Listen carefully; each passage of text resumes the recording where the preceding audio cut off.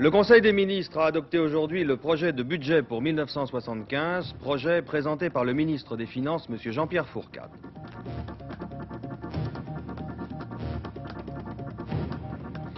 Le Conseil a d'autre part procédé à la nomination des nouveaux responsables des 7 sociétés et organismes de radio et de télévision qui vont remplacer l'ex-ORTF. Des élections générales auront lieu en Grande-Bretagne le 10 octobre prochain. Le Parlement va être dissous dès après-demain 20 septembre, le prochain étant déjà convoqué pour le 22 octobre. Football après Monaco et Lyon, c'est au tour de Saint-Étienne et Nantes d'entrer en lice ce soir à l'occasion du premier tour des Coupes européennes. Saint-Étienne contre Lisbonne et Nantes contre Varsovie. Mesdames, Mesdemoiselles, Messieurs, bonsoir. C'est donc à Damas, la capitale de la Syrie, que s'est terminée la brève odyssée du Boeing qui avait emmené d'Amsterdam hier soir, tard, les 4 terroristes japonais impliqués dans la prise d'otages à l'ambassade de France. Après avoir erré pendant plusieurs heures au-dessus du ciel du Proche-Orient, le commando japonais a donc fait poser l'avion dans l'après-midi sur l'aérodrome de Damas, en Syrie. Le Boeing a été remis aux représentants de la compagnie Air France et il vole d'ailleurs en ce moment vers Amsterdam où il est attendu vers minuit. Les Japonais, après s'être rendus, sont allés rejoindre une organisation palestinienne. D'autre part, on a appris que le commando japonais a rendu les 300 000 $ de la rançon à l'équipage du Boeing, équipage qui était composé de volontaires. Ces billets, nous vous l'avons dit, avaient été marqués de façon à rendre très hypothétique leur utilisation. Au-delà de la succession brutale et froide des événements depuis vendredi dernier, événements que nous vous avons relatés l'un après l'autre, dès qu'on les connaissait, il y a ce qui n'a été visible à aucun moment, le drame personnel terrible qu'ont vécu minute après minute pendant 102 heures, sachant que la mort pouvait venir à tout moment, les otages de l'ambassade de France. L'ambassadeur, M. Jacques Sénard, l'a exprimé et je pense que nous sommes en mesure de l'entendre dans quelques instants. Devant cette menace de violence poussée à l'extrême, comme dans l'affaire de La Haye, comme devant l'expression d'une violence aveugle et meurtrière comme celle du drugstore Saint-Germain, on reste a priori ou a fortiori le plus souvent désarmé. Comme on pouvait s'y attendre, ce thème de la violence a été évoqué ce matin au Conseil des ministres, où le président Giscard d'Estaing a condamné sans ambiguïté de telles pratiques, comme l'a rapporté à l'issue du Conseil le porte-parole du gouvernement, M. André Rossi. Dès le début de la réunion, le président a rappelé au Conseil des ministres qu'après les événements douloureux à la fois de La Haye et de Paris, il était nécessaire donc de prendre des mesures. Il a en particulier expliqué que la violence, que quelquefois certains essaient de présenter ou de justifier comme un acte d'avant-garde, n'est en fin de compte que la remontée à la surface d'un vieux fond de barbarie primitive. Une société comme la nôtre, la société française moderne, a donc, a dit le président, le devoir évidemment de ne pas entrer dans l'engrenage de la violence, mais de prendre toutes les mesures nécessaires pour assurer la sécurité de chacun. Je vous disais que M. Jacques Sénard nous a accordé une interview à la suite de cette prise d'otage de La Haye. Je pense que nous sommes en mesure maintenant de vous faire écouter ce qu'a dit M. Sénard ce matin. Ce qui m'a frappé dans cette affaire et dans la méthode d'action de ce commando, c'est qu'ils envoient, enfin ces commandos sont constitués non seulement de tueurs professionnels, mais de gens qui sont également capables de négocier intelligemment et habilement des affaires délicates. Est-ce que vous avez eu l'impression dès le départ que ces gens voulaient tirer, tuer et non négocier? Ah non, j'avais l'impression très nette qu'ils auraient tiré et tué si ils n'avaient pas obtenu dans une négociation ce qu'ils estimaient satisfaisant pour eux, n'est-ce pas, mais qu'ils n'auraient évidemment certainement pas hésité. Quelles sont vos conditions? Comment êtes-vous traité? Quelles sont vos conditions de détention? Eh bien, les conditions de détention ont été les suivantes, n'est-ce pas?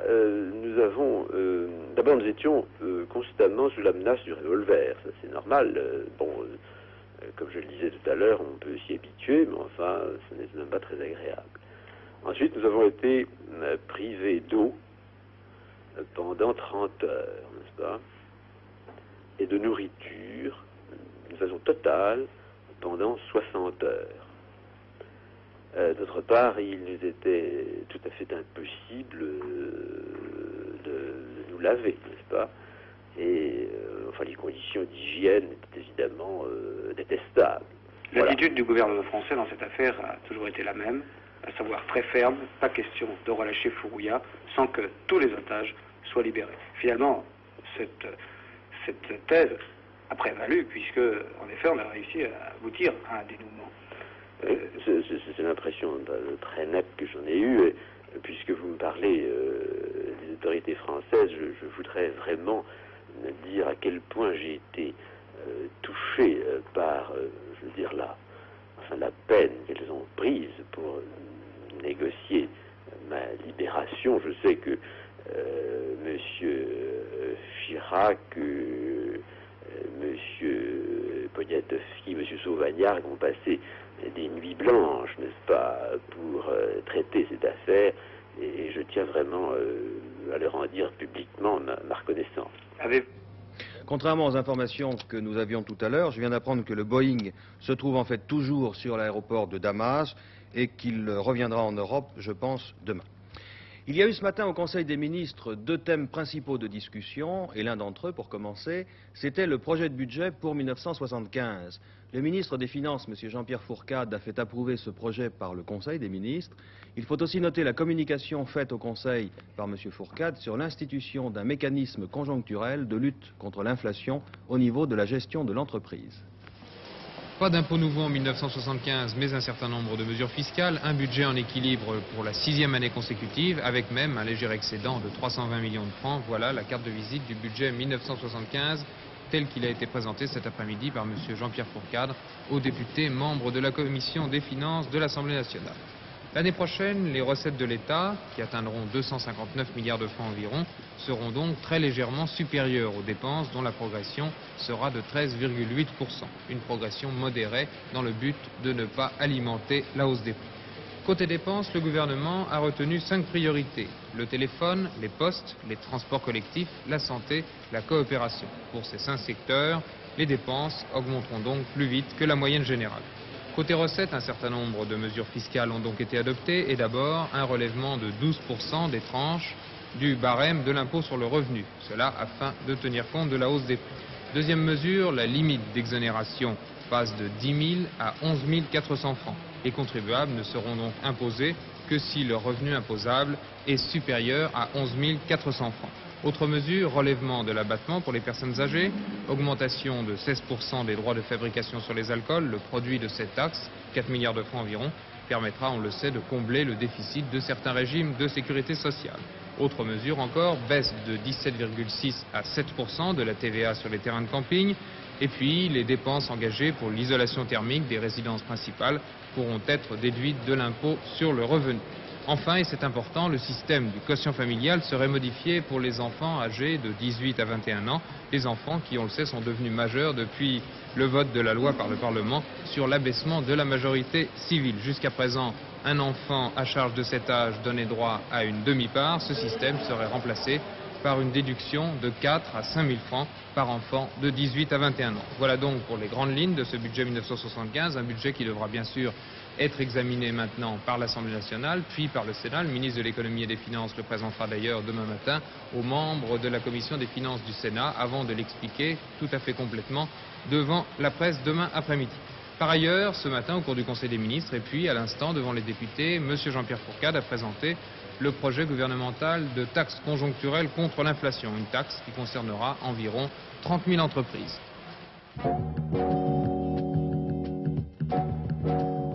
La cerisette, vous le savez peut-être déjà, c'est le nom donné à la future taxe conjoncturelle parce que l'idée en a germé dans la tête de Jean Cerizet, l'un des plus anciens collaborateurs de Valéry Giscard d'Estaing. Son raisonnement: des entreprises profitent de l'inflation pour majorer inconsidérément leurs prix et réaliser des super bénéfices. Une taxe exceptionnelle et temporaire sur ces profits pourrait rétablir un peu de justice et contribuer efficacement à la lutte contre l'inflation. Restait à appliquer ce raisonnement. Prenez la société Snurf, spécialisée dans la fabrication de Snurf, fabrication qui, vous le savez, nécessite des tôles, des boulons, du fil à coudre et du courant électrique. Déduisez le coût de ces fournitures du chiffre d'affaires, c'est-à-dire du montant des ventes de Snurf, et vous obtiendrez la valeur ajoutée, tout ce qui a donné de la valeur au tôle, au boulon et au fil à coudre. Une partie de cette valeur ajoutée a été consacrée à l'achat des machines, une autre au salaire, une troisième enfin constituant le bénéfice des actionnaires. C'est cette valeur ajoutée qui intéresse Jean Cerizet et Jean-Pierre Fourcade, mais seulement dans la mesure où elle aura progressé plus que la normale entre 74 et 75.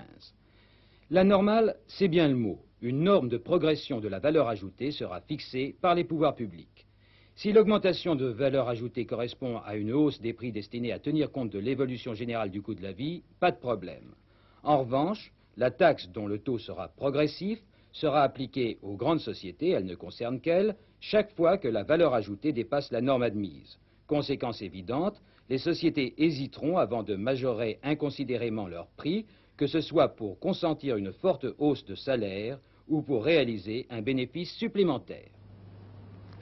Le Conseil des ministres aujourd'hui a également procédé à la nomination des nouveaux responsables des sociétés de radio et de télévision qui remplaceront dans un peu plus de 3 mois l'ex-ORTF.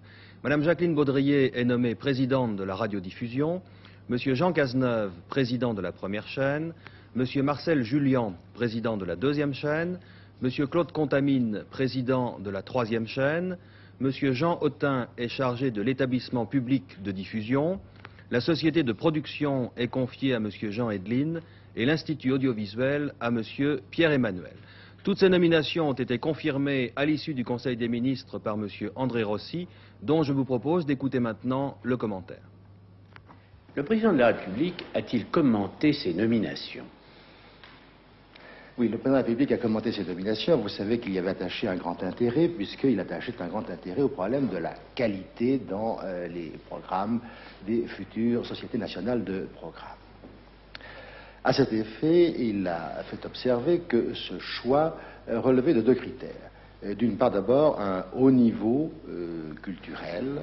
Vous pouvez y voir des noms très prestigieux, en effet, de la littérature, de l'édition, et en même temps aussi qu'une parfaite connaissance de l'audiovisuel, car bien évidemment, il n'était pas question de faire le saut dans l'inconnu en utilisant des gens qui ne connaissent pas une technique aussi complexe, aussi difficile que peut être la radio et la télévision. Et effectivement, quand on regarde l'ensemble des noms qui ont été donc annoncés, il est évident que ces 2 critères ont joué pour chacun d'ailleurs de ceux qui sont maintenant ainsi désignés pour cette mission de mise en place. Et ensuite de quoi, nous allons donc maintenant avec eux voir comment va se faire l'application de la loi et en particulier les informer du degré d'avancement de nos différents travaux en matière de textes d'application, cahiers des charges, arrêtés de dévolution, décrets de toute nature, de façon que dès le 1er janvier, les nouvelles structures soient en place sous leur autorité.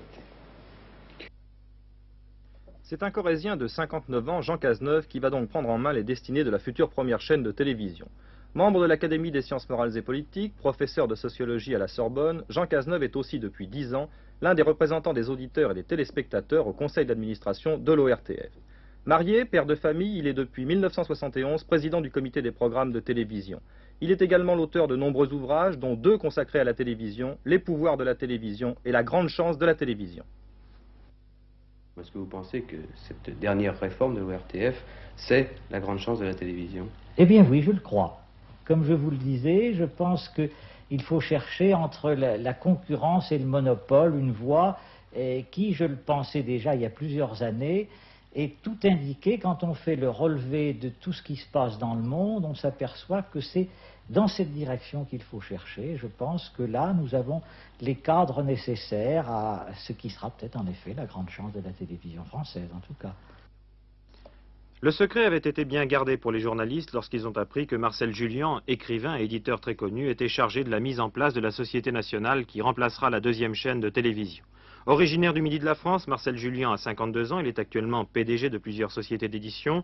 C'est lui qui a notamment édité les œuvres du général de Gaulle. Mais Marcel Julien est également scénariste de nombreux films à succès, comme La Grande Vadrouille, et aussi l'adaptateur d'un feuilleton célèbre à la télévision, Les Rois Motis.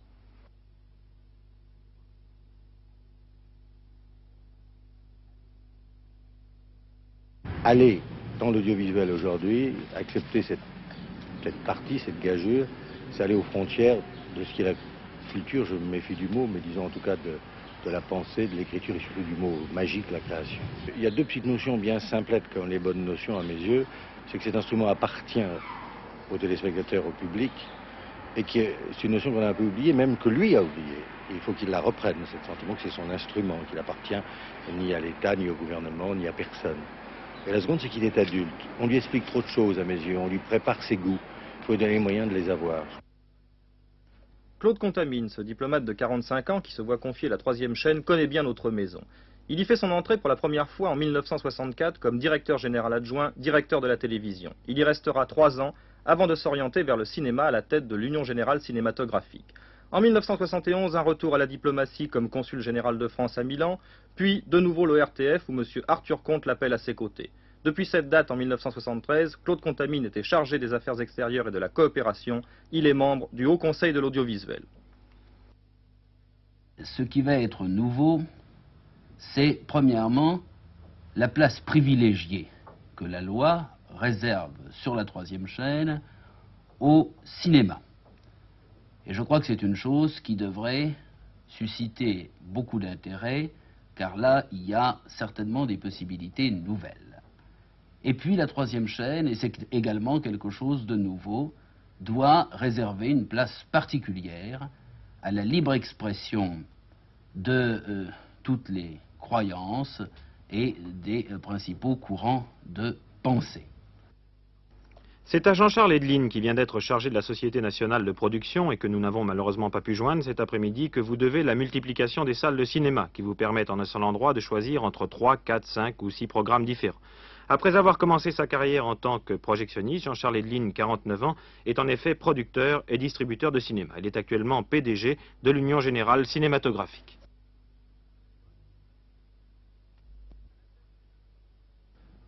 À la tête de l'établissement public de diffusion, les émetteurs qui vous permettent de recevoir nos programmes, un inspecteur des finances, Jean Autin, 53 ans. Lui aussi connaît bien l'ORTF puisque depuis 1972, il est membre du conseil d'administration et président du comité financier. Docteur en droit, licencié S-lettres, ce financier juriste a 3 violons dingues. La musique, la peinture et l'archéologie. 3 passions qui lui valurent la direction des fouilles et antiquités de 1960 à 1967 et une mission de réorganisation des théâtres lyriques en 1970. Sa première réaction après sa nomination. Dans le fond, il était très bien qu'un fonctionnaire comme moi soit plus spécialement chargé du secteur public, du monopole, en fait, du maintien du monopole, que d'être chargé d'un secteur de programme auquel je suis certainement moins familier qu'aux problèmes administratifs. Cela dit, il est certain que du côté des programmes, il y a plus d'imagination à avoir, quelquefois plus de choix, peut-être aussi plus de déconvenus. Alors, mon Dieu, j'accepte le sort qui m'est fait. C'est un poète très connu, Pierre Emmanuel, lequel avait dénoncé récemment l'insuffisance du rôle culturel joué selon lui par l'ORTF, qu'a été confié la mise en place de l'Institut de l'audiovisuel, institut chargé de la recherche, de la formation professionnelle et de la conservation des archives. Né dans le sud-ouest de la France, Pierre Emmanuel est âgé de 58 ans, professeur pendant la dernière guerre. La résistance lui inspira de nombreux poèmes. Pierre Emmanuel a été élu en 1968 à l'Académie française au fauteuil du maréchal Juin.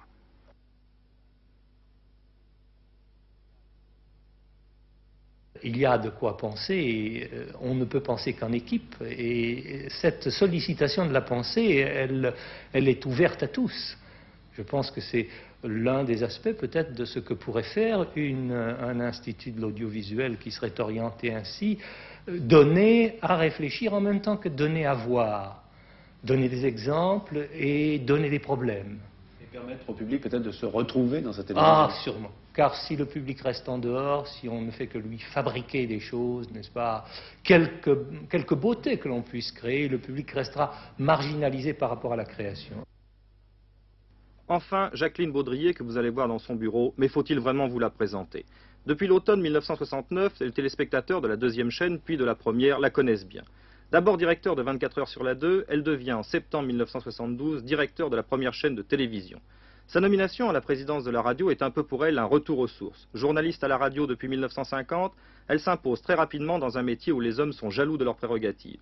En 1964, elle devient rédacteur en chef des journaux parlés de l'ORTF, puis directeur de l'actualité radiophonique en 1968, avant d'entrer à la télévision en 1969. Jacqueline Baudrier, vous allez regretter la télévision? Si je vous disais que non, vous ne me croiriez pas.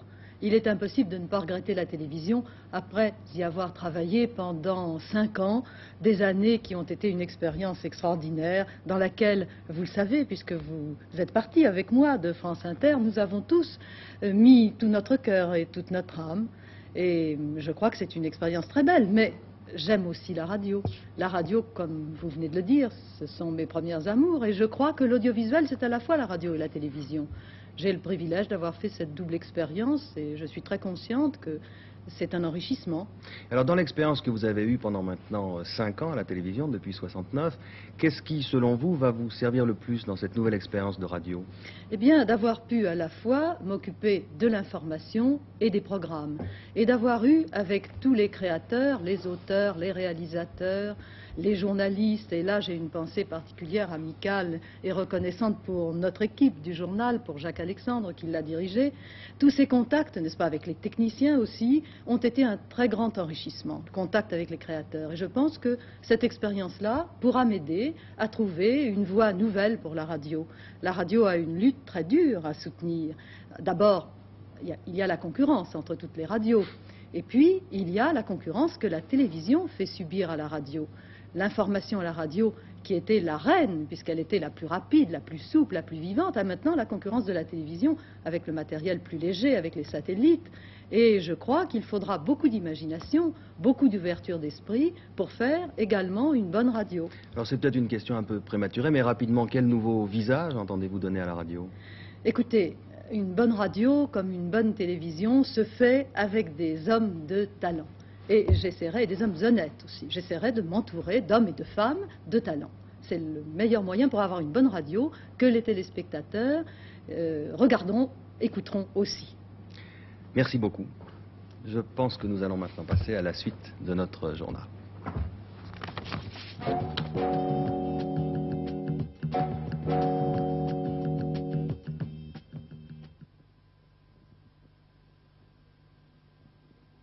C'est de cet homme que dépend surtout l'issue des négociations sur les prix agricoles.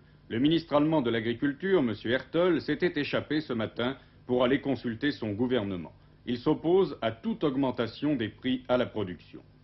On peut en fait classer les négociateurs en 3 camps. La France, suivie du Luxembourg, semble pouvoir s'accommoder des exigences des agriculteurs et de celles de l'inflation. Elle réclame, comme les exploitants, un relèvement de 8% des prix. Elle est moins suivie par l'Irlande et par la Belgique, qui parlent de 6%. Elle est encore un peu moins suivie par l'Italie et les Pays-Bas, qui se rangent du côté de la Commission européenne pour une augmentation de 4%. C'est, disons, le deuxième camp, auquel on peut ajouter le Danemark, qui refuse a priori une hausse, mais ne mettrait pas de veto si elle était décidée par chacun. Troisième camp, celui des Anglais et des Allemands. Ces 2 pays refusent absolument le relèvement des prix, à moins peut-être qu'ils n'obtiennent des mesures particulières par ailleurs. Mais les exigences allemandes apparaissent inacceptables puisqu'il s'agirait en fait de renégocier tout simplement le fonctionnement général du marché commun. Voilà, eh bien notre journal est terminé. Merci de votre attention. Je vous souhaite de passer une excellente soirée. Au revoir.